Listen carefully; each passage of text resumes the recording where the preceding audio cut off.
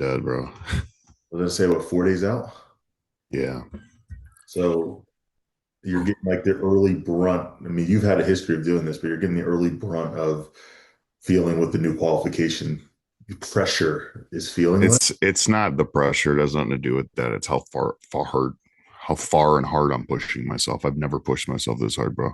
What do Ever. what do you think the difference is? Because you just brought the best package that I think you've ever brought to the stage. So like, are you now trying to push for more conditioning, or like, are you trying to recreate that peak? Like, what are you guys doing? The peak will be better. It's literally just even more conditioning, depleting more to fill out even more. And then my approach with what I'm going to pump up before going on stage. So mainly it's just going to be, I always pump up my front because you see it and that's my strength. But I could sacrifice some of that to put it in my back. I never go on stage with a back pump. And unfortunately, I need the back. And a lot of it could be the pump that I'm missing. Once I do that, I think it's going to be a very big difference in the overall presentation. Yeah, bro. I guess this at this level, it's like the smallest of things, that can make the biggest of differences. What's Yeah. Chris, this Yeah. this is a weird angle.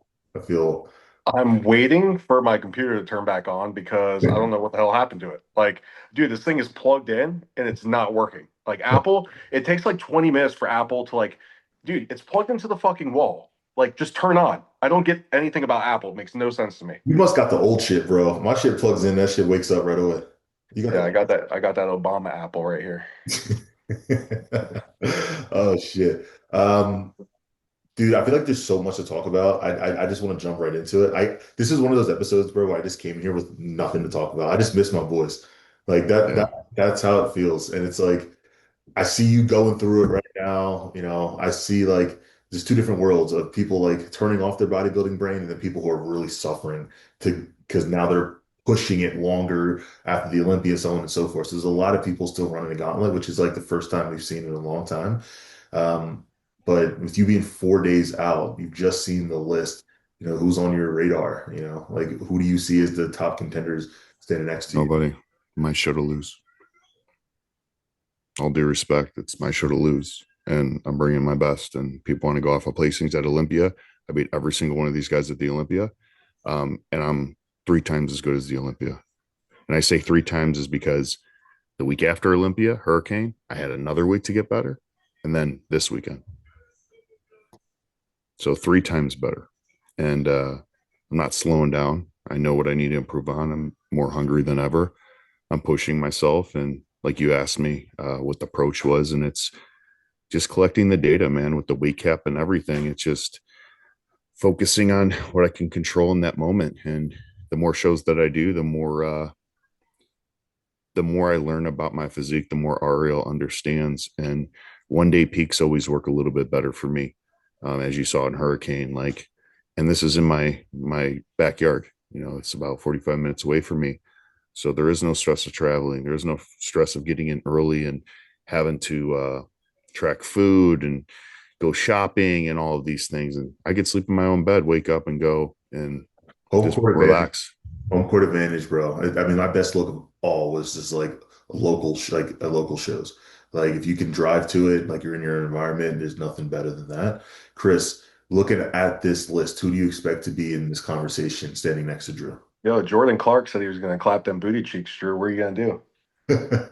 Well, I told I Jordan Clark with mean, his umbilical hernia and the way that he poses and how soft he is that he doesn't stand an absolute chance in hell. He okay, should go he play the did not he did lottery. not say that. He didn't say that. But He should go. He did say it to me, oh, did and he? I to my face because I asked him. I Oh, go, I love it. "Oh, you're going to beat me?" He goes, "Yeah, I'm going to beat you." And I said, "Okay, well, according to what?" He goes, "I got better structure than you." And I go, "Somebody with umbilical hernia has better structure than me."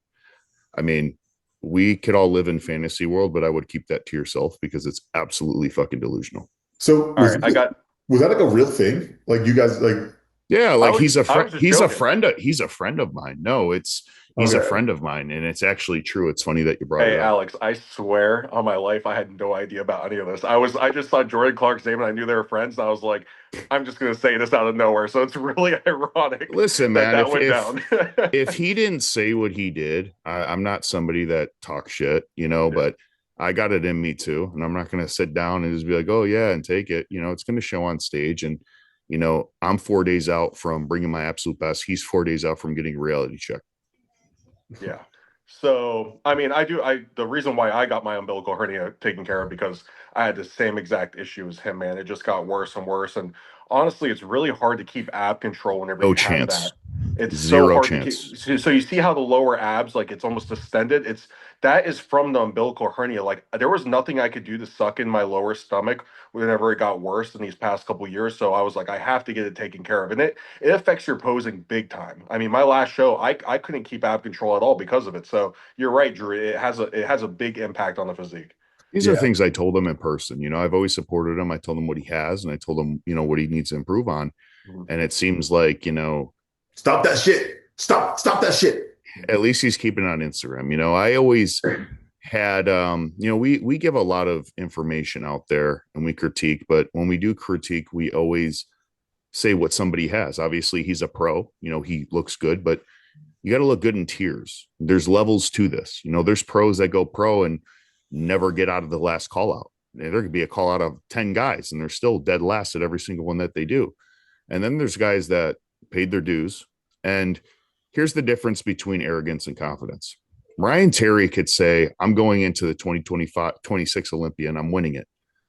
Why do people not find that arrogant? Because he has 3. He's been there. He's done it. Now, when a guy like me, for example, third call out, if I said I'm going to win the Olympia next year, it's kind of far-fetched. So you see the difference between confidence. Now, me and Ryan Terry are saying theoretically if we did the same exact thing, but see the difference? Yeah, I think That's the difference. bro, I talked about this recently, man. I think bodybuilders are very delusional, but they have to be. Like they have. No, not all of them are. Hold Not on. all of them are. I think a good. You're right. Not everybody. I don't want to put a Yeah, one. you're either it's the delusion on a certain spectrum. You either think you're amazing or you either think you suck and you don't suck. Yeah, yeah, exactly. But I think at this level, when you're a professional, I think what a lot of times you see is that there's a lot of people out there who are delusional and they think they can do things on that most people would agree against. But that's also a part of why though some people actually get it done. Like being delusional isn't bad as being a pro, especially when it's more of like you betting on you, but you got to realize like that's like everybody, I'm not gonna say everybody, that's a wide majority talking about themselves. Like everybody sees themselves in a different light, which they should. I mean, they have a front row view to the work that they put in, so they should be able to feel confident in that. But I think the one thing about top level pros that I've noticed is there's just a certain level of delusion. And then that delusion for some turns into reality. And then that's where you see the difference. Where I don't think the word we should use is delusion, because there's people that literally have done nothing. They're always last call out and they think they're going to be the best in the world. I think it's more of a dysmorphic property. So you look in the mirror and you see something that you don't see, or you see something that just isn't there. That's not necessarily delusion, because delusion is when you're saying all of these things and you just never learn from it. I mean, you're just creating this narrative and you live in fantasy land. Like I can look and pick flaws in my physique every time I look in the mirror, and people could tell me how great I look and all this. It doesn't get to me because I have body dysmorphia to a certain degree. I'm not delusional. I'm very realistic with myself. And there's two types of people, like you said. There's people that are think that they're better than they are, and then there's people that think that they're not good enough. And the people that think they're not good enough are at the top. I'll tell you, everybody that is at the Olympia, that is at the top, whatever they say online doesn't matter. They are probably the hardest critics on themselves, more so than anybody else. And a lot of guys won't admit it because it's almost emasculating. You know what I'm saying? It takes away from you as a man. That's what makes them great, though. Yeah, exactly. Because you always have something to push for. Being on top of the mountain is a little bit easier than climbing it, because then you're pushing. It doesn't apply to everybody on top of the mountain, but I do think when you're climbing that, you're even more hungry every single year. Yeah. Because you haven't fulfilled it. It's self-validation. And me, I tell myself, hey, listen, you're not good enough if you don't crack this spot. That it's not about beating anybody specifically. It's not about going in the show and getting a one next to my name. It's about bringing my best. And just having it rewarded and just being told that, listen, you improved and this was your best look and you're the best on this day.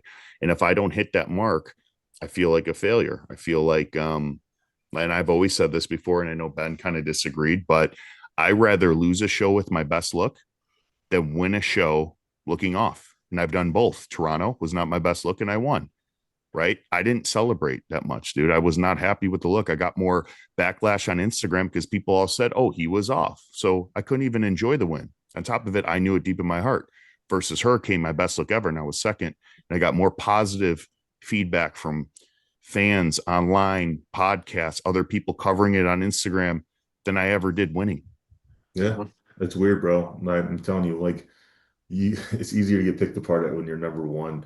And number two, it's the best things in my career that have happened are all number two finishes. They're not number one, you know. Think So about like a Victor Martinez, man, back in the day. I mean, everyone thinks that he should have won. They love that physique that he brought, but he lost that show. But he's still the talk 20 years later, however many years it's been later. I mean, you have Kai Green, second place all those years, still amazing bodybuilder, still brought the best to a stage. But sometimes someone's better than you on that stage. It doesn't matter. So if you come onto stage with your best look, that should be all that matters to you because that's all you can do. That's all you can do. that's all you Like can you always say. control. All you can control, bro. Exactly. Like Exactly. there was a lot, man. Like, and I want to give this show some love, but I want to transition to another show here in a quick minute.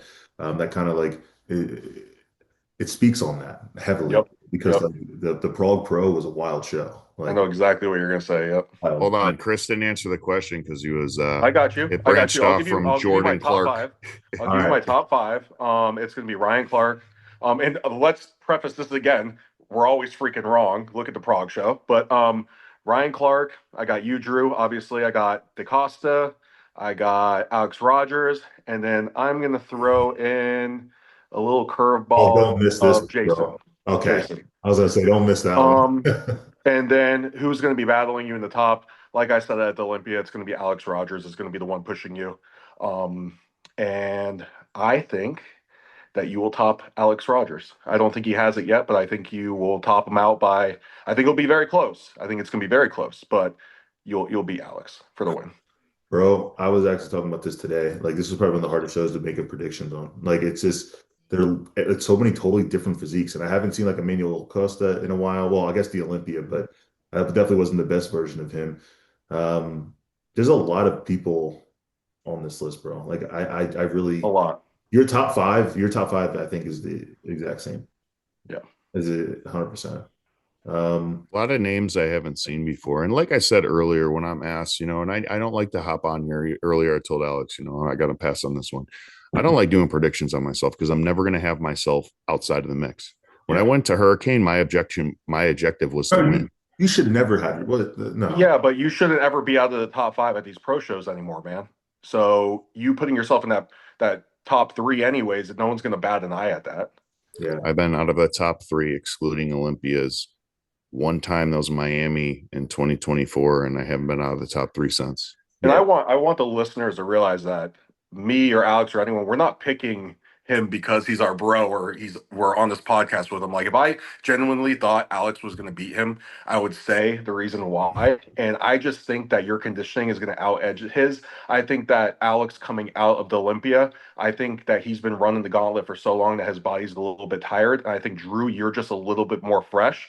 And I think that that's going to show on stage. And I think that's going to be the difference maker. You're just clean, dry look, and the size that you've put on since last year, I think that's going to show on stage too. And like I always say, I say this all the time, but it matters who you're lined up against. So whoever this top five is really going to show us how your physique is matching up with the rest of the guys. So like I said, whenever you did that Toronto show, I was expecting you to be the smaller guy, and you came out and you were one of the bigger guys. And I think that's going to be the case again. Plus your aesthetics, it's going to be one of those hands down packages. I think it's going to take it. So I would tell people don't like understand, and that's the number one thing. Alex probably seen it when we were at Hurricane. How many people came up to me and was like, "I didn't know you look like this in person." Mm-hmm.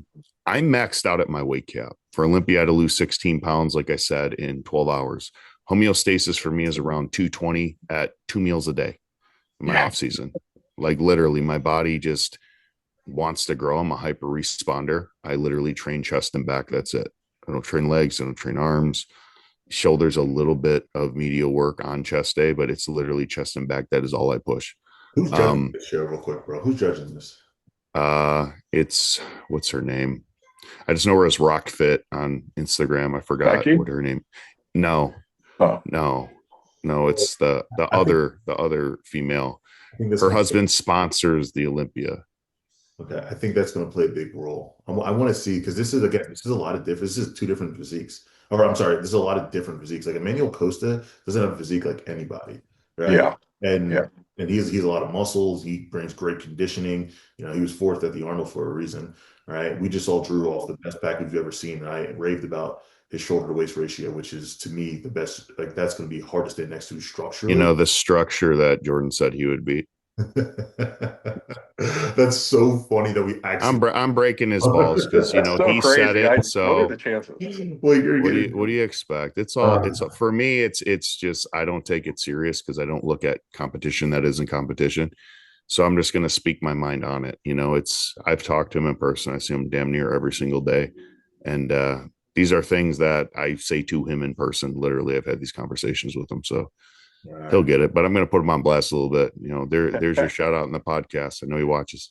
I want to talk about the Prague Pro, because we talked about kind of having to have tough skin in this sport. I think there's a few different representations of that. But before we get into any of that, Emil Walker, bro, my brother does it. The UK brother, bro, I told him, The you need. Cheesecake Factory did him good.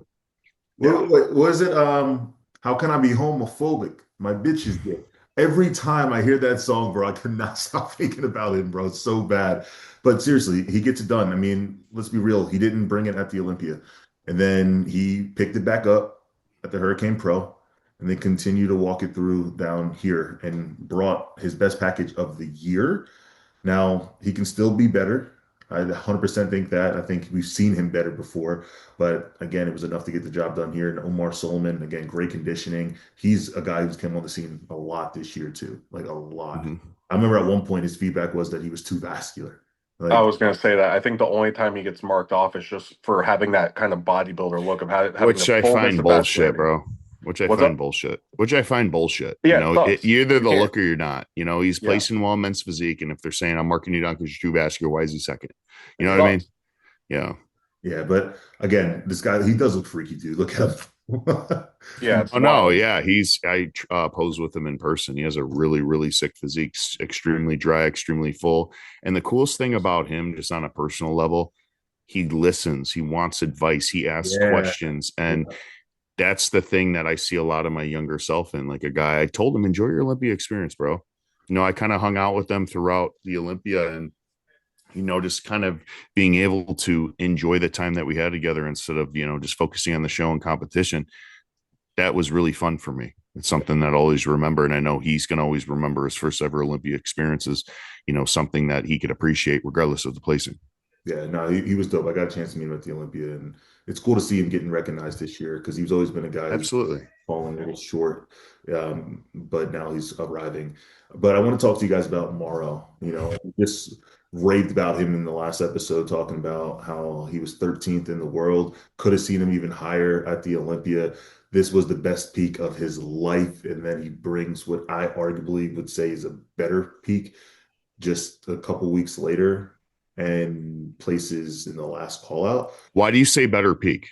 Because I'm going to say one thing. The lighting in Prague was absolutely insane. It highlighted a lot of guys that may have not been in shape to be in shape. Bro, That's what I noticed. I'm telling you right now, we know he's in shape, right? Like so, like No, I'm saying, but you said peaked better than the Olympia. he's I think better that they're the because I same. think I think he's fuller in the chest. So if you look at this photo here, right? I wish I had him like right next to each other. Like you can see that his fullness here is much different. Okay. Now, when you put it side by side, I can't too. All right. I want to pick your brain. I'm Yeah. going to say one thing. I think his shoulders look a lot more flat than they did at the Olympia. Look at his shoulders here in the caps, which is giving a great V taper. Go to the other photo. I know it's photos, but I noticed this in every photo. They're not as capped and round. Listen, I don't think this physique is a last call out at a regular season show. Oh, it's not. Not at all. No. So that's where my head's at. I'm like, you arguably get better and it's just a week later from, or a couple weeks later from the Olympia, where you are 13th in the world. Like you were recognized. You didn't fall under the radar Mhm. at the Olympia. Like when they put you in the conversation or get ranked, like they know who you are, right? So I don't know, man. Like we talked briefly about the importance of trying our best to not get attached to a placing, right? Short memory, man. It's That's what you short. got to have. You have to. And that's like the first thing that I think about in this situation. Because if you don't, bro, this is stuff that people hold on to. Like Drew, we talked about this, bro. Like there's always that one loss that's like you have expectations going into it, and then Absolutely. you It get shouldn't break you. You came off that high, you're 13th in the world, like you're the favorite now. And then you go and the placing shouldn't define you because he has a great physique. Now, as far as what I think and why he placed where he did, regardless of where he placed, I still had him higher, was the lines in his back. His back didn't look as sharp to me, especially when he was loading up. And I noticed that even his skin was folding a little bit on the bottom. He didn't have that in Olympia. uh, So he is fuller in the front shot, but even when he did the back poses and stuff, it just didn't look the same. It wasn't as crisp. Like here, the Olympia was so etched out. Like he's vascular and he looks very, very full here, but it looks like it's blurred comparison to the Olympia. And when you have a really, really good placing, you're always compared against your greatest look. Mhm. yeah. I've been Same judge That's too. my takeaway. A lot of people message me like, "Hey, what do you think and why?" I'm one of the biggest fans before he was anything. 2024. I was always impressed by his look. He's a good-looking dude. He poses. He's very humble. His Instagram was super motivating. I would watch it with the subtitles on YouTube. Dude's absolutely class, and I always loved his look. And it's unfortunate to see this, but sometimes these things are going to push you even further. yeah.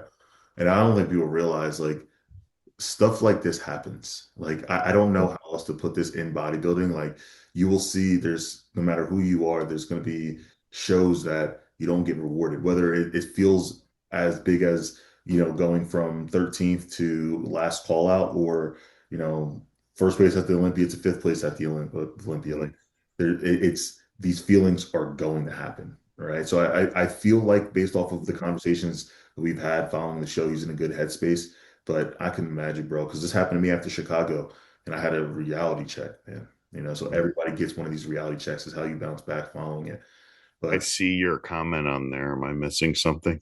bro, he looks I fucking was in shock, bro. I was in shock too. It was. Yeah. yeah, bro. I'm curious to know what his feedback was. I'm really curious to know. Yeah, I think Steve was head judge here, right? He was, yeah. yeah, Yeah, I'm just curious to know the feedback, like the breakdown. I'd love to always see a breakdown of Steve, kind of how Tyler does it. yeah. I would really love to see that from Steve's perspective, like an old school, like I don't know what he's Italian or what, like See that back here to me? Yeah.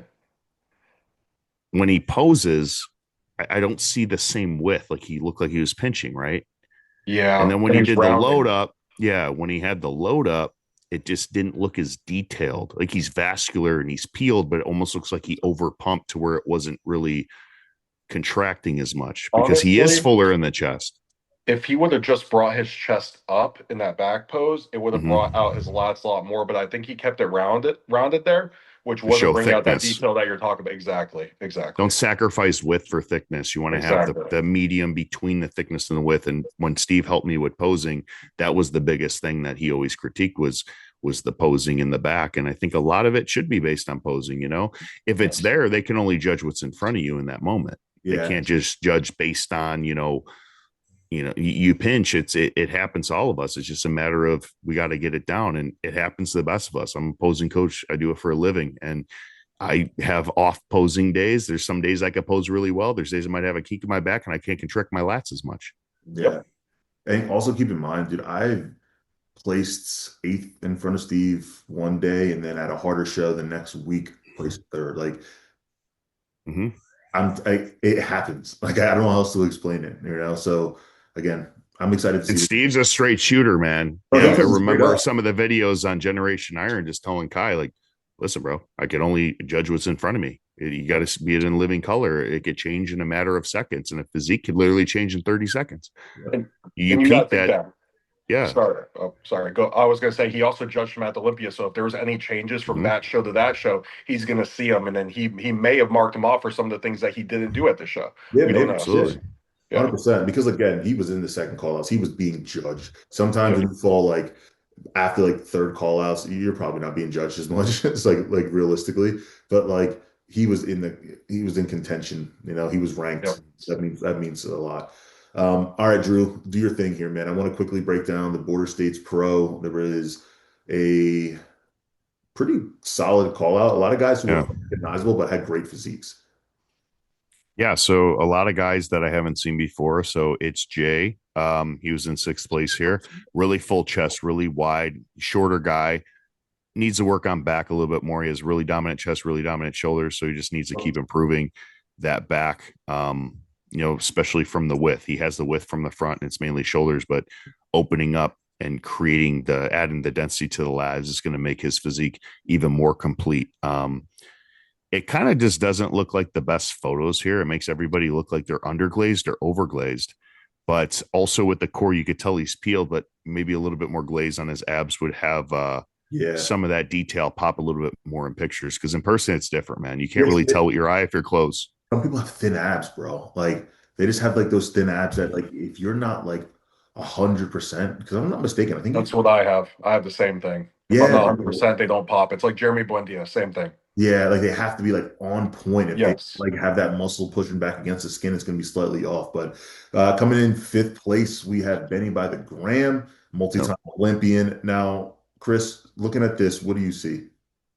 I think that he's posing differently than he usually Yep. poses. Yeah, It's not really accentuating his V taper, and the width of his upper shelf is so big, man. And this is not doing it justice. And Mm-hmm. this is just grabbed. This is just a picture grabbed. I don't know how he posed at the show, but from this photo, I love his straight on pose, to be honest. His straight on pose is deadly. yeah, And that's very rare for me to say. I know Aaron always talks Mm-hmm. about like don't do straight on, but he's one guy that can hit it. yeah, dude. Again, like I really hope this is not how he posed like in his comparison round because Yeah. bro, like I understand what he's trying to do, and this is what a lot of people make mistakes on. They really try to manipulate their waistline in hopes of, trying to create the best structure when half the time you're sacrificing a comfort in your shot. And that's what I feel here. Like he's engaging his chest. We know that he has a full, massive chest, has a Yeah. massive strength of his, right? We know he has a small waist. Don't overdo it. That's the feedback I got from Tyler one day. He was like, "Don't over manipulate your waist, dude. Like you have Go such, to his back shot. Go to his back shot. yeah, you have such a small waist face Look front. at that waist. That proves it right there. Yeah, like I don't know. Tiny. Yeah. Yeah. And also I've seen him 100% before. This isn't his like he can be better, but overall, like he's much better than where he was at the end. Better how we're all thinking it, but say it. Bro, he needs to be tighter. That's like the biggest thing. I don't know what it is about the Olympia. He has a bad tendency of coming out of shape at the Olympia. Um, and if he can just find a way to like nail it at that show, maybe take off the pressure of that show. Maybe it's like the timeline of like, when he's prepping during that, before that, show. But bro, I'm telling you, we've seen him dialed. When him dialed, it's dangerous, bro. It's dangerous. And then we got Jimmy Chen coming in at fourth place. I have no idea who this guy is, but this dude has some crazy fucking shoulders. That shit is fucking crazy, bro. Crazy. But solid physique. Anything? He On looks very aesthetic. Yeah. I would chill on the shoulders or just wait and have everything come up because the chest has a full muscle belly. It's just having it bigger and more balanced. And the back pose, go back to the back pose, Alex. I'll critique it as I look at it. So really good back as far as it's a traditional back. The rhomboids, everything's very symmetrical. His arms are making it look a little awkward because compare it to Benny. See how his arms are down? Mhm. If he put his Just arms about to down say a that. little bit, yeah, if he put his arms down a little bit, it would flow a little bit better. Um, but he has very low insertion lats. It's just adding even more, adding more. Um, Delts are overpowering from the front and the back. They could use a little bit more as well. Also compare it to Benny. But his conditioning looks really, really good. And I haven't heard of him before. I don't know if this is one of his first shows as a pro or not. but I'll definitely have an eye on him from here on out. Making fourth in this lineup is, and beating Betty obviously is a big thing. Yeah.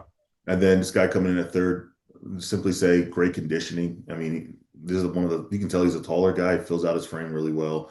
Give him some credit here. Got a good structure. He just the back picture was just it was a bad shot for him. Yeah. Oh yeah, but damn, looking at these photos, this motherfucker's dense as fuck. Yeah, he's a big dude. What the That's hell? what, see what I mean? Like, Yeah. people say, oh, why do you look like that on stage? They do look like this on Crazy, stage. It just crazy. doesn't pick up on the photos. Yeah, it doesn't at all. They look better on stage. Bro, look at Yes. this fucker. Oh shit. It's a big dude. What Holy the shit. hell? And he's Bro. tall and he has wide clavicles, so he's filled out for his height. He's built like a shorter guy, but on a big frame. Bro, he's fuck that. He looks Spot stacked. on. Spot Yeah, on. he looks right. good, bro. He Second looks good. place, probably the most conditioned guy in the show. Holy shit, bro. He was. Hey, whose physique or whose posing does that remind you of? Oh my God. Is it Austin? I was gonna say, well, that or like kind of like a Medi. Yeah, I see what you're saying. I see what you're Oh, saying. don't do Medi like that, bro. No. I'm saying like the way he has his chest like over his abs, like it gives like it's such a unique type of look, and it works for him. It works for him. Yeah, I think he needs to fix his posing though. He needs Oh to yeah, fix it. yeah, it works Like, though. I mean, listen, he's breaking out second. I get the idea of breaking like people, this is the thing. People keep a really stiff leg here sometimes, and I just don't like when it concaves in. Like, do you see how like it looks like it's going backwards? Like That's the Medi. I'm telling you, you're all right. You are right. dude. I think it's gonna. I feel like it's gonna get kicked in, bro. It always Medi scares me every time I see hides it a little bit more because his stance is closer. Yeah. It Yeah. looks comfortable for him. Now, this with his arm being out, like, he has a great physique. This dude, like you said, he was most conditioned in the show. Really good flow, but I think just manipulating a few things would just make him look better. 100%. That's all it is. The physique is there. The fullness is there. You know what I'm thinking? I'm thinking that he has a hard time activating his abs, so that's why his chest is down like that, because he probably has to crunch really hard to get those obliques and those abs coming, because he looks like he has flat abs as well, which, like I said, I have that same problem. So whenever I'm posing, I have to crunch down so hard, especially whenever I couldn't keep my abs Good controlled. point. Good So point. I think that's why he looks like that. I agree. Good point. So see how he's taken away from his width. It's kind of like guys that have that forward slouch with their back just to show the thickness, but you got to find a sweet spot to where you're also engaging the abs, but at the same time have that chest up, because he has a full chest, but this kind of makes him hollow out a little bit. And then the arms out so far that it just looks a little bit uncomfortable. I bet you if you ask him or ask a lot of guys that have abs like this, I bet you they don't train abs very heavy.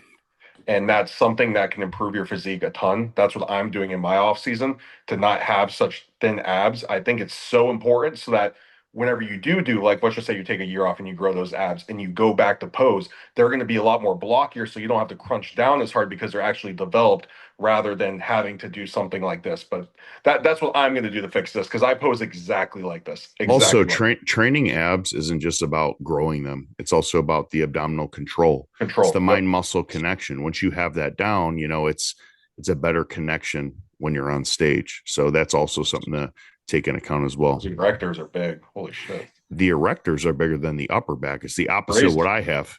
Yeah, that's crazy. Yeah. Well, again, this guy is crazy, bro. I mean, peeled. This is his show. He's where he's at because of, obviously, he has a good structure in the front. His back needs work, but conditioning is what put him here. Yeah. He's not going to win a show like this based on, the best back or the best body part. It's going to be his conditioning. So he has to have his conditioning where it's at, and then also improve on the other areas, specifically posing too. That's going to be the biggest thing for him. And he's still placing second in this lineup with not the best posing that's presenting his physique in a not so good way. This is a physique that if he maximizes his posing, he could become a completely different bodybuilder, because when you look at his physique, the first thing you see is, whoa, he's peeled, but also he's a really bad poser. Like that's like the first vibe he gives off, right? So imagine like if you'd eliminate that bad poser feel when you first see him, he's not going to have a crazy amount of weaknesses. Just needs to continue to bring up the development in his outer lats, but crazy physique, man. It's peeled. Also, I don't know how long he's been a pro, but stage time is important as well. Yeah. The longer you're on stage, you could practice all you want at your house or at the gym, but when you get on stage, it's different.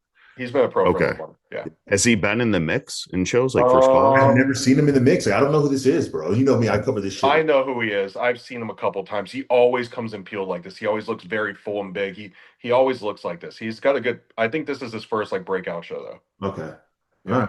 Well, he looks great. Now, as nobody, I bet none of us expected anything different, but coming in first place, Jason Hugh. Bro, what is this? His eighth win? He is like, We covered it last week and it was like, yeah, we didn't even go through the list because I didn't know a lot of names, but now it's coming out. When I put a face to a name, I'm going to always remember it. So I want to give a shout out to all those other guys that were in that mix there as well. Like Yeah. we're hypercritical because we're comparing it against top pros and Olympians like Jason and Benny. But these guys look great. And these are just little things. This is about criticism and we try to give back as much as we can, but they all have a quality to them that is exceptional, right? They all have very different physiques, but they have their weaknesses, and addressing those is just going to make them an overall better competitor. yeah, So, nail on the head. But Jason looked great. Again, he was peeled. He much better than where he was at the Olympia. yes, He came in absolutely. on point here. Again, he's hard to stand next to, man. He's one of those guys that I don't know if he'll ever move up at the Olympia, but he will move, but he will beat some really big He'll guys. win shows. He'll win shows all the He'll time. win shows. He's just one of those guys, bro. He has 7 pro wins. People It's don't know him. balance, very balanced. He That's might just be one of the most underrated men's physique athletes of all. yes. Like if you really think about it, wins wise, who he's beaten, like that he has seven pro wins. You know what I mean? Like that's crazy. He's with the No, Olympics. not yet. I think they were saying that this weekend would be 7 qualifications for the Olympia. But sorry, Jason, you're not beating me. That's going to be a really good. I'm getting my redemption for Vancouver. So, it's just one of those things. He's always been super, super nice and awesome guy. But I think that his Texas look and Vancouver look was his all-time greatest. And those years, if he would have brought that to Olympia, I had him in top 10. Yeah. Yeah, I agree. Yeah. I agree. There was a show. There was a show he did last year in the West Coast. I've seen Jason better. If he brings his, so hard to stand next to. I could tell if he's on or off. How? His mood. His mood. When I see him tanning or he's walking around, I'll be like, hey, what's up, man? He's just quiet. Like he'll be respectful and nice, but it's like he's down. And nothing against him. I mean, we all go through prep and we feel like shit, but he's down, and I could tell like when he's energetic and bubbly, and the times I've seen him, his best looks ever. And it seems like he wins shows and dominates throughout the season. And he showed that he does. He doesn't really need to strategize. He comes out swinging when he's on. It's hard to stand next to him, but he gets the Olympia, and it's not necessarily off, but it's off for him compared to his best. I don't know. I've met him at the Olympia once. It wasn't show day or anything like that, but like he had energy, bro. Like he's a fun guy. Like he's a good guy, and I don't know how else to explain it. Like he usually has high energy, but I get what you're saying. Every athlete has to tell, bro. Every athlete has to tell. And it's not consistent. They might be around somebody different and feel a certain Yeah. way, but I was next to him tanning the night before, and I'm just like, hey, what's up, man? And just from my experiences with him, like he just was a little bit down. And you always give people like that their space, because I've been like that many, many times, and we just know because we all live it. So it's just something that I noticed. Chris, what are you like backstage? Dude, so I could tell you so many stories, man. I mean, I've had shows I've been disqualified from. Oh, man. Oh yeah, it's hilarious. It's the funniest. Really? Actually, I'll tell the story. Disqualified? It was hilarious. So Sit this back was and hear this. 2017. So my very first national show, and it wasn't at nationals, but I was doing some show in like Fort Lauderdale, and I had just came off an overall win, in Boca or something like that, and I was doing another show. And back then, this is going to sound absolutely crazy, but local shows, they would legit do a men's physique pose down in the overall, which is probably the gayest thing you could ever imagine. Like a bunch of guys just like, oh, What like year was wheelchair this? arm and shit. Huh? What year was it? It was 2017. And on top of it, the year that it was still not really muscular. So Yes. So men's bikini, right? so we're all on the line for the overall, and then all of a sudden they start blasting music and they're like, pose down. So you guys know me, like I'm a clown. Like I had already drank like 3 bottles of like 99 bottles Rev. They call it like banana vodka before I went on stage, like to get dry. Like I had all these different things I was doing back then. So I'm like kind of tipsy. I'm like, all right, we're doing this. So I start flexing like open bodybuilder and everything. And then I realize I'm the only one in front of the judges like flexing. And I look back and both of the guys are like over there doing this shit. And I'm like, what the hell? So I run back and I just check the dude forward. I'm like, let's go, like picking him up. And these guys did not move. They were pissed at me. So I'm like, all right, well, this is terrible. So I just kept doing my thing. So then I get off the stage and the head judge goes, hey, by the way, you won the overall, but we disqualified you. And he's like, if you pull that shit at nationals, he's like, you'll never compete again. And I was like, what do you mean? I was like, and dude, I had probably 20 people from the crowd come up to me and be like, that was the funniest shit I've ever seen. You made the show entertaining. Like, I You were would pay to drunk. see Hold that. on. You were drunk on stage. And you shoulder checked somebody.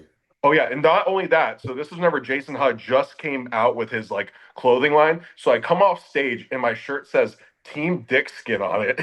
Oh. Yeah, and then I get disqualified. I'm like, all right, man, this is not a good day for me. What a great start to build your reputation in the eye. Yeah, Did you learn your lesson?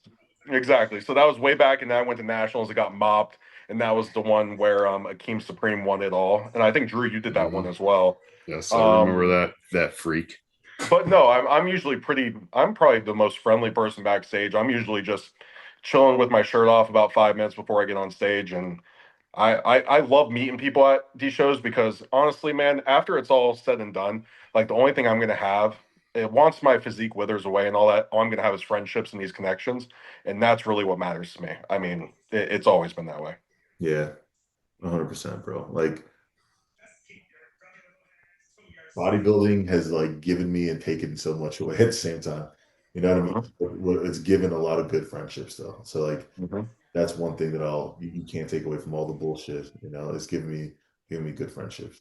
And I know like everyone's afraid to get injuries and things, but my injuries have really opened my eyes to a lot of things. So like whenever I tore my chest, I mean, obviously I cried about it. I was like, my bodybuilding career is over. Like I'm never gonna be able to compete again. And obviously I did, but you have that realization that there's other things in life. And you kind of grab onto those things and get through that. And I've been through I tore my bicep now. I've had the hernia surgery. I've had the C4, C6. Like I've gone through this stuff so much time, so many times that it's given me hope in other avenues in my life and I found other hobbies. So if I don't win or if this thing doesn't work out or anything like that, like I know I'm good. So I'm glad those things happened to me in my career because it gives me a peace of mind that there's something after this and I know I can be happy. Yeah, bro. Yeah, if your identity is ever wrapped up in bodybuilding, you need to try to find a way to untangle yourself. It's Yep. something that it will weigh you down more than you ever can imagine, and also it'll put caps on what you think reality is, and it's not true. It Yeah. doesn't mean you can't go all in on bodybuilding. It just means that going all in doesn't mean turning everything else off. Exactly. Mm. Well So, said. Chris, let me ask you something, bro. How many have you had in your life? How many coaches? Yeah. My very first coach who got me into this whole bodybuilding thing was Chris Massaro, who just won his pro card at where was it? It was USA's. He won the USA, right? Okay. Oh no, he got second in the overall in USA. So Chris Massaro was my first coach. Then after that, I had a guy for like 8 weeks that was in Miami. His name was Prep by Will, but he's like a real estate mogul now. He was just kind of like your local guy.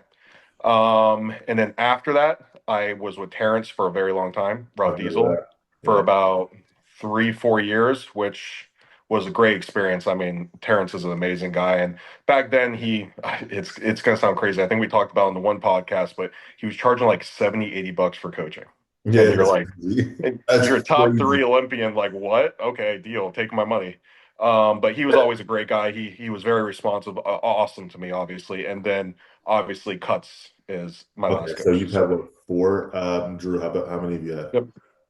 So I only consider Ariel my only coach just because working with other people, I realized after Ariel how much they really didn't do anything. It was more like I'm consulting with them, they give me a plan. And then when I wasn't seeing something or felt a certain way, I would say, hey, we should try this. And they would just be like, okay, do this. So I Okay. ended up coaching myself pro. And that's when I Oh, turned pro. Yeah. so you've had a pretty generally solid coach to client demographic relationship throughout your entire time. We're in a time right now where athletes leaving coaches is being highlighted more than ever. And I've had recent experiences with it, but everything that's going on with Nick, with Keon, I wanted to kind of answer the question of when do you guys think it's justified to leave a coach? Because that's Oh, what it's justified. Always. It doesn't matter. It's not So about, yeah. No, go ahead. yeah, Go it's almost like ripping the band-aid off. Now, the situation with Nick is a lot deeper than what most people think because he's not going to address this. There's no point because people are going to believe what they want regardless. ahead. But there's a lot more to it, and he doesn't find the need to explain it. But for him, it's very, very validated, and people could say what they want because they heard one side. But we talked briefly, and I know it's a little bit different just because I'm closer to him. But yeah, dude, it's always justified. People are gonna say, "Oh, you left him because of this. You leave all your coaches because you didn't win." It's not about that. It's not about that. it's it's it's about the looks that you have, and if you're not satisfied with it, you could leave for whatever reason you want. Like you don't have to always have a blowout with people, but that's what maybe Alex is kind of thinking lately, like why does it always have to be a blowout before they or burnt bridge before they leave? And I think a lot of it is things that build up. It's personal Yes. friendships and relationships that collide with the coaching, and people get too comfortable, and that's the problem. And then what another coach did that you like better than this one, and then it's conflicting, and there's always more variables than people think. And if they want to leave, let them leave. People are going to have their opinions regardless, but you don't have to clear the air on anything that you do or any decision that you make. Because, like I And said, people are going to believe what they want to believe regardless. and no one should speak on your decisions as well. So, like, I'll give you an example. Whenever I left Terrence, the sole reason I left Terrence is because I wanted to have a more men's physique tailored coach. I wanted to learn from someone that dealt with a lot of men's physique guys. Terrence obviously is big in classic physique, and I know it doesn't really matter. I mean, muscle's muscle, whatever. But I knew that cuts Ariel could get me closer to my goal, so that's why I switched. I was like, you know what? I want to learn a little bit more in the industry. I'm going to go with him. There wasn't any falling out, anything like that. So a lot of people may think, oh, Terrence wasn't responding or this or that. No, it has nothing to do with that. I literally told Terrence, hey, this is what I'm going to do, and I'm moving forward. And he was like, dude, so happy for you. Go ahead. And a real good coach is going to say that. They're going to be happy Mhm. for you because they know that you're doing something for a certain reason. Chris, Exactly. Chris, I think you're Exactly. right with you're justified if you want to leave, period. Yeah. If your standards of you is to be your best every single time you step on stage and the coach who you hire for that season doesn't get you there, you are justified to leave. But is there then a perspective where you can take a step back and say, hey, like when it comes to bodybuilding, sometimes your expectations are unrealistic in terms of, hey, you're not going to be your best every time you step on stage. But if we can limit the error range and we are always within that striking distance, and that striking distance is always having you in the conversation, and we are keep going until we perfect it so you're in the number one spot, like, doesn't that also give certain coaches a leg to say, you know what? Like, they're we're not always going to be perfect every single time. Like, Alex, I think that whenever people leave coaches, it's not, yeah, I think you're honing in on a specific reason why. And I think there's so many multiple things of that can happen in the background. It can even be personal. It can even be yourself. Like you cannot like one thing the coach is doing and that thing's bugging you, and that's your kicker. I think that it's a multitude of things and it's not really honing in on, well, the coach got me close and I want to be better. I think it's just an accumulation of things. And I'm not just talking about the Knicks situation. I'm talking about so many people that I've seen Everybody. switch coaches. yeah, I think again, I think Nick's situation is different because we don't know his side. So like we can't Oh, really put too much emphasis towards it. But now I'm talking from a broader perspective, from the average person who is with a coach to client, right? Like it's generally unrealistic. And I don't like saying that because it almost puts like a cap on your own expectations. But coaches miss, especially when you coach somebody for an extended period of time, even though you might on average nail it. Like I've missed there's many going to times. so I'm saying there's going to be occasions where cuts misses, right? Yeah. Oh yeah. You can't, drop your jaw. Like you have to understand like it's going to happen, but at the same time, like is that is the fault then, hey, the athlete's expectations aren't realistic versus the coach's the reality, you know, is what it is. Like I that's what I'm trying to figure out.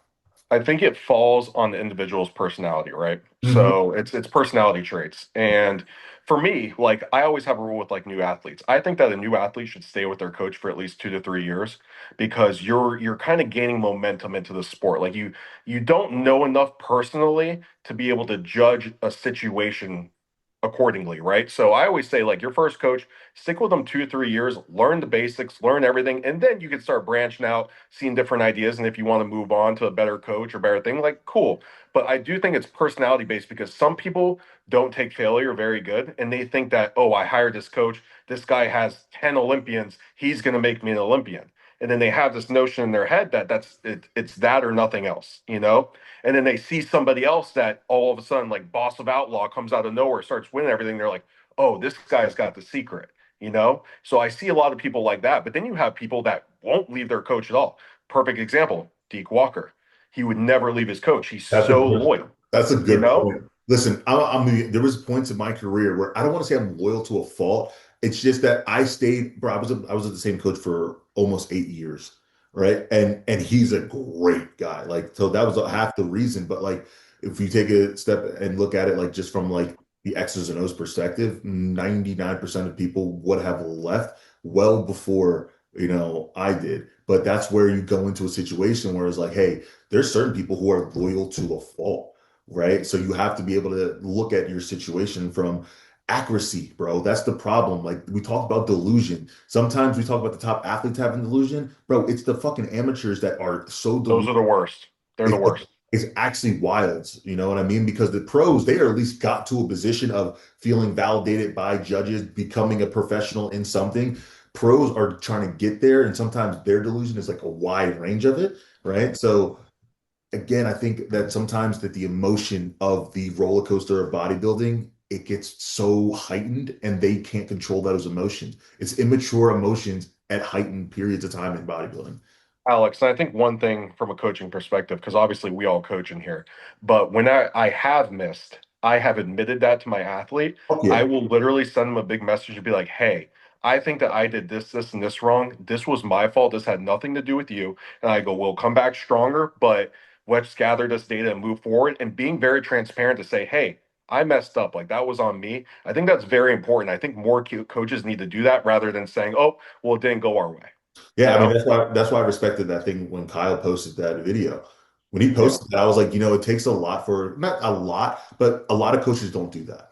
A lot of Mhm. coaches don't come out and speak like, "Hey, I'm going to take ownership in this one," especially Mhm. when they have a higher level athlete like Nick. But Exactly.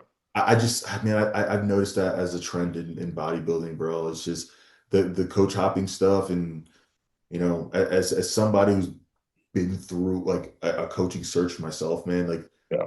do not make an emotional decision. Just make sure No. that you guys, half the shit that can be fixed is just through fucking basic conversation, Mhm. basic ass conversation, bro. And that's the part that really gets me frustrated about the whole process. But Drew, you're 4 days out, bro. I want to let you go, but I also want to take a second and ask, like, where's your head at right now? Like, do you think that you'll go into another show following this? Because No, I was about to get into my I whole Yeah, can't. soliloquy. that was I the can't. quickest no. I can't. I promise, Maria. Like, it's not even for her because I get on this kick, man, where I don't stop. And what happens when I don't stop is I run my mental into the ground. If your mind isn't right, the body's going to follow.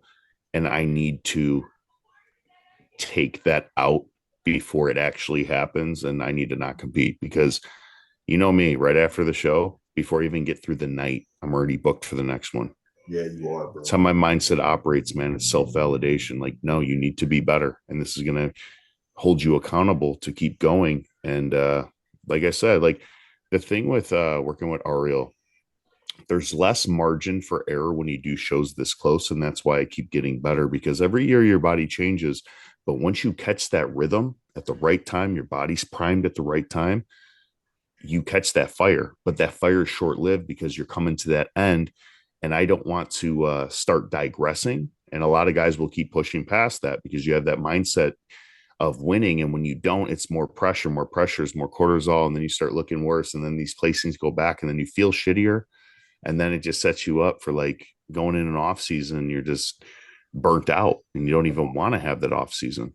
Going into an off season in a bad mental place, bro, I'm telling you, it sucks because then you're like you, especially as pros, bro. But like, You fuck off. you fuck off. I was just about to say, you really do fuck off. Like when it comes to like food wise, bro, you basically you don't. Why does it matter? I'm just going to do it. I didn't place well, so I'm putting in all this work, whatever. Yeah. So I was gonna say, Been 'cause there. people don't realize that pros feel this way, right? Amateurs like aren't the only ones who feel this way. Like at the highest of levels, that's I'd still say pros are worse. bro. Pros are bro. Listen, I talked about this recently, but I'll say it again. It's wild to me how much pros don't follow a plan, how much they cheat on their plan, miss their cardio, like X, Y, Z. It's insane to me. And that was the biggest shock to me when I got into the world of being a pro, is looking around me and seeing like y'all don't do shit. Like in terms of like I'm like around it. I'm like, this is wild to me. Like I was the guy who brought my food everywhere, bro. I was so hyper like fixated on being perfect that I realized that it wasn't like that when I was like in it. And it's to each your own because these guys were still better than me. And so like it was just like wild to see how different people prepare at this level. And sometimes, bro, genetics reign supreme. Genetics Well, reign. not even that, but kind of relaxing. You could be on everything 100%, train to the brink of, having no energy, feeling like you're going to die, and still not look as good as a guy that's kind of chilling, relaxing, and preventing that cortisol from hitting. Because he's that guy that's relaxing is sleeping better. His mood is up higher because he's allowing himself to kind of just chill. And those have been my best showings ever. Just no expectation, just going in, not cheating on the diet or anything like that, but not killing myself in the gym when you're in peak week. You're doing all this extra cardio and everything. Like, yeah, I get it. You got to make it down to the weight cap, but you could do it in a gradual way instead of rushing and worrying, thinking you're going to be behind and focusing on, well, what if I don't win? Or what if this goes wrong? Because when you focus on that, that's usually what happens. Yeah, nail on the head. All right, fellas. We only got a few more episodes left of season two. It's kind of wild. What guest y'all want to have on? I've been liking the last couple episodes of just us, man, because I missed it. I feel like, I Yeah. love Andre, but Gotta sometimes ask the people that view it. I mean, I'm always cool with anybody. It doesn't even need to be a big name. I'd like to get Nick on here, but um, that'll happen with time when he's ready. And obviously, we always make the time. But I want to hear what people say in the comment section. Who you guys want to see? Even if you tag in like some people that you know of that maybe we don't even heard of or pros. Like, I'm curious. I'm curious to see what they say. I think Brandon will ever come on. I know he'll. I don't know He'll he'll. come on. He'll come on. I'll He don't tell fuck, him. he don't fuck with me, so maybe you can get him. Maybe you can get him for me. I could get him on. He agreed before, but then he was in China. He was dealing Yeah, with some delays and stuff. But you know, it'll be fun. he'd come on if I talked to him. He'd come on, and I'm going to tell you what he's gonna be real with you, Alex, and he's going to tell you You know, everything that he thinks. So I'm I want to have an open conversation with him, bro, because I don't feel that the reasons why he doesn't like me are justified. And now, again, from his perspective, maybe, and I don't want to be closed-minded. and hopefully when he comes on, he could explain why, and then you could explain your reasoning behind it, and then get to a middle ground because that's what communicating is all about. It's not to put people on here and argue and say who's right and wrong. Ben just mic dropped and didn't want to talk or let me speak, so that's a little bit different. But now that I'm on here and did my research and due diligence of a lot of things, it would have been easier to have a conversation instead of just kind of being blindsided. But that's neither here or there. But being able to think about it and actually having points, letting the other person speak, that's how we get to a compromise. After seeing his perspective, do you think he's right, or do you still think that you're right? Don't even start this. Stop. I know. Never mind. No, no. The thing. Yo, you're gonna have Ben no. in the comments going wild. No. Let me stop. Let me explain my point. All right, go. Before we even talked about anything, it was statistically who is the greatest of all time, not who's the most impressive, not whose boys with him because you were from his hometown. Because I talked to Ryan Terry more than Brandon. But anyways, for the people that are listening, I'm also cool with Ryan. I ask him how his family is. He messages me during prep, everything. So am I biased towards everybody? No. Am I just a hater because I don't have Ryan there yet? We're not talking about next year. We're not talking about anything else other than statistics. I know Chris was in comment section saying, Ryan Terry has a Pittsburgh. Okay, well, based on just show wins and all that, Brandon Did has you a Tampa. did you see that I broke it down in the comments and kind of agreed with a lot of the people that were giving the No, Brandon and like that's yeah. the thing. Like, I'm always somebody that will admit when I'm wrong. The thing is, I didn't have stats that day when I was talking, and it seemed like a lot of things were just he's the best because he's the best. Opinions can't be wrong, but here's the fact: 2+2=4. If you want to argue it, that opinion is wrong because there's a fact. So when you talk about pro wins, Brandon has 13, Ryan has 11. Three Olympias, three Olympias. If you want to say, okay, Ryan has a Pittsburgh, Brandon doesn't. Okay, Brandon has a Tampa and Ryan doesn't. Like, we could interchange it in the shows, but if you want to talk about who has more shows, regardless of era, show wins, pro wins, whatever you want to call it, versus, What the hell? Olympias. Yeah. He probably got an email from a month ago. But anyways, those statistics, that's just what reigns supreme. And that's why I say he's the GOAT. As of right now, subject to change. And like we talked about next year, when and if Ryan wins, which I don't think is really an argument. It's just not 2026 yet. So if and when. What the heck? What the all hell? right, explain it. Explain it, Luck, and turn your camera on. I just woke up. Hold on, let me How'd you even get on here? let me get my composure together. Where did he come from? Bro, I was like, Get what my the fuck is going on, composure bro? together. Let's see that morning face. Right. Yo, why you trying to do me like that? He's still on time. He's still on time. Hey, you hopped on here. I'm just saying, we got to see you when you talk. It's more personable. We were about to click off. This man's about to. Yo, but you said if and when Ryan Terry wins?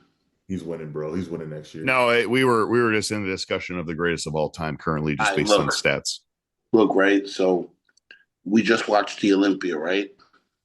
And that wasn't the best Brandon Hendrickson ever. We're not going to go that far. It might have been, but we're going to say it was one of the best Brandons ever, right? Okay. We can agree with that, right? Yeah. And that was the best version of Ali, right? No. No, I don't think I so. don't think so. Arnold was. Yeah. For sure. But all right, so let me ask you this though: how far off was he from that look? Not far. Yeah. It was a full. It's consistent, just a flatness thing. Exactly. Okay, so I said that to say this. The judges showed us that neither of those packages are going to beat Ryan Terry if Ryan Terry's at his best. Yeah. Mm-hmm. So I kind of would agree with you that if all remains the same as constant, Ryan Terry wins again next year. Yeah. Is there a random physique that they start rewarding? Like, does Corey Morris ever get rewarded, or is he just going to be settled at like the 4th to 5th place spot? Like, I'm starting to try to think of people who are complete and who could jump in that conversation. I always say Aaron has the highest ceiling; he just needs to nail it, but he hasn't shown consistency in that. So Ryan is a clear bet. But there's physiques out there that are balanced, that are generally complete, but I just don't know if they're getting rewarded. Like, because can that Asian dude jump up in a conversation? I was going to say he's the only guy, but that's also a problem of relevancy bias right now that I have, because I feel like he would be the guy, but next year he could freaking be out of the top 10. Yeah. Number 6 is the guy. I like number 6 a lot, but yo, I think there's a guy who can beat Ryan Terry. We just got to go find him. I agree. And I said that in 2 years. I don't think it's going to happen next year, but I think it's going to be in 2 years. Oh, no. I don't think you know what I'm talking about, Chris, but Alex knows what I'm talking about. Oh. I want to now I'm kind of nervous that I don't. Go find him. So I'm wondering if it's somebody that hasn't competed in a while. Yeah. Name's Andre Ferguson. Yeah, I was just going to say it. I saw him in the comments the other day saying that. Well, we found him. You give him the right money, he'll do it. We left him in 2020. I don't know if bro, he's gonna be hard. I know where I buried him in the backyard, bro, but I gotta dig him up, bro. Yeah, we'll send some shovels for you. I know where I buried him. The cutthroat Andre. There's different types of Andre. We need the 2018 cutthroat Andre. No, it's the 2019 Andre you need. 2019 Andre. I agree. Oh, that's right. That was the second place at the Olympia with the white shorts. It's 2019 or 2020 Andre Ferguson. The only guys who could beat him. And go find his grave. I'm gonna say this: it's not easy to go find him because look, right? I mean, I did get a little extra motivated after the Olympia just because knowing that. Like after seeing that, the judge is saying, "Yo, well, this ain't gonna be Ryan Terry, and that's not gonna be Ryan Terry. So if all remains constant, that shit don't be Ryan Terry again." So is there a chance that luck kind of refines that? No, there's a big chance, bro, because I just have to take enough time off right now. Bro, you went through a crazy season, bro. Yeah, but it's not just that. I have to be we really don't operate off motivation, right? But I need to be motivated to go back to that place, right? Because just being honest, bro. When I go through these preps, bro, I'm not digging to that dark place no more, bro, because I just don't feel like it. But I'm gonna say this, I'm gonna enjoy this little off season, right? And I think enjoying this off season will make me want to really get back after it the way I'm supposed to. I've just been going through the motions these last couple of years because I haven't been caring. But um, they basically made it clear to us that there's only one person who can beat them, and I'm gonna see if we can go get that dude. Nothing would make me happier than that. Let's just put it that way. I would love to see an Andre Ferguson go 100%. Like, actually, the thing is, look, right? The reason why you don't know Chris is because the question I asked is like I asked Alex and Drew. Drew, I didn't ask you, but I sent it to a few. When people. you said, I was about to say it right before you said it because you're like, yeah, we got to go find him. And I'm like, it's somebody that can push him. And I remember you saying from the previous podcasts and stuff. And I'm like, okay, it made sense. Because I sent the picture to a couple of people and I asked them, I said, I sent them the 2019 Arnold picture. I said, does this physique beat Ryan Terry? But does this physique beat Ryan Terry right now? And 96% of the consensus was yes. I would say yes, it would. That does. So I mean, but I'd be lying and act like it's not a tall task, bro. It is, bro. It's not something that's easily going to be done because it's not just look, right? There's more to it than just the physique. Like I got to go campaign and all that shit, bro, and I know that. Yeah. No, we're not even gonna get into that part of this. We're not even gonna get into it. It needs a separate episode, bro. The whole separate episode. We're gonna, people don't understand because look, right? What I'm to wrap it up, and I'm not gonna get fully into it. We'll save for another episode.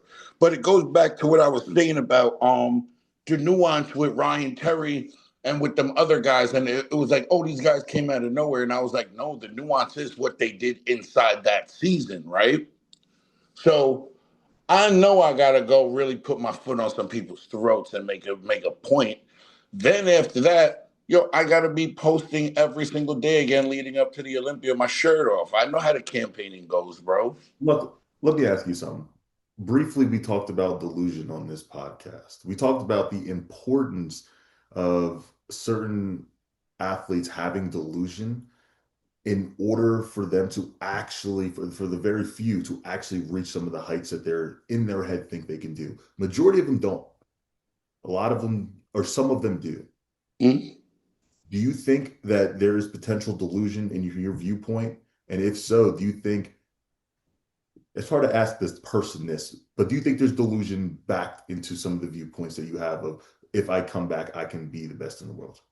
No, because isn't that the same way Ryan Terry thought? Before he won the Olympia, everybody said he was finished, right? Yep, 100%.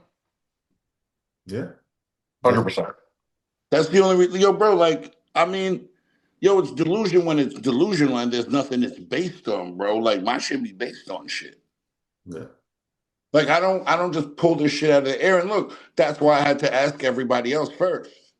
That makes sense. Try to get other people's perspective. What do you say about this? What do you say about this? What do you say about this?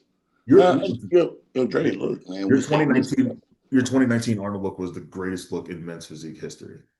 I agree.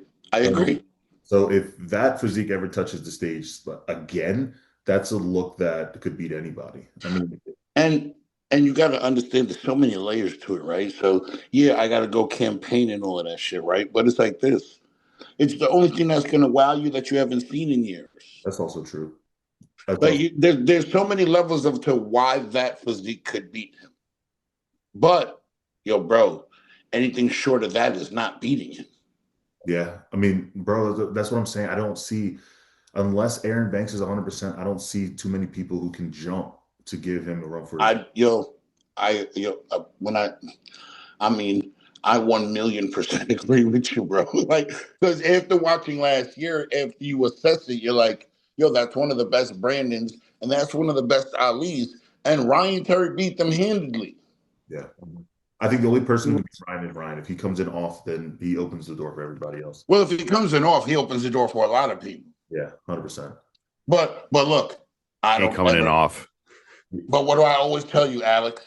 We don't ever say anyone's Nope. off. Assume We they're have to 100. hold everything at constant. Yeah. Yeah. Yep. So we're not just gonna put in this random variable for him and say, oh, what if he's off? No, what if he is on? Yeah. But we talk about that. Can we say the same thing for Aaron? Because we all say if Aaron's 100%, he can beat anybody. He's proven it. Yeah. But like, I mean, Ryan Terry don't got that if factor, bro. yeah. But look, right? You know what's so cool about Aaron's physique, bro? That was probably the worst Aaron Banks we've seen at the Olympia, and this nigga still got fourth place. Exactly. Exactly. That is crazy. That is crazy. Yo, he was still better than 70 of the best people in the world. That's also a good point. Hey, I don't want to interrupt, but I got to go get this meal in, guys. I got 4 days. No, you're good, shit, bro. Drew, I forgot you. Yo, Drew, man, good luck, bro. Appreciate it, Dre. You're always real, man. I know you always make the time to send me a voice message or whatnot. And I always do the same thing back to you. You know, the last one, bro, because yo, my eyes don't be lying to me, bro. I know what my eyes see, bro. Like, this one's better. Oh, I love it. I love it. I love it. I love it. Better. I love it. All right, fellas. I'll talk to y'all soon. All right, guys. I'll see you.